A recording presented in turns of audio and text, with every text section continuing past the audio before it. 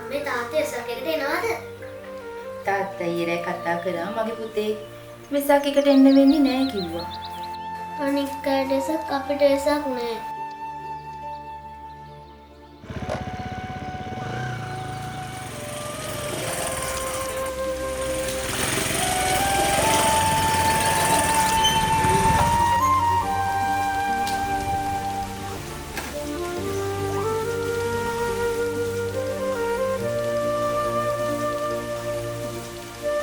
සනුක සනිවරත්න බණ්ඩාර ඕවන්තා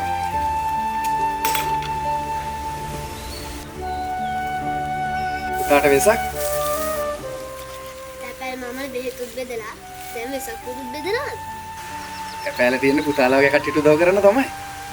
පුතාගේ තාත්තා ලස්සනට මේක පැකින් කරලා කැපෑලට ගෙනල්ලා බාර දුන්නා. මම ඒක පරිස්සමට අරගෙන පුතා හොයාගෙන ආවා. මාමට බුදු සරණයි මාමේ. පුතාට තෙරුවන් සරණයි.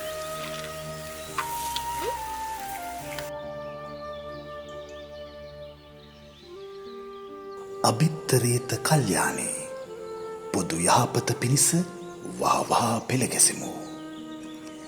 සිතත් සුව දෙන වෙසක් වෙනුවෙන් ශ්‍රී ලංකා තැපැල්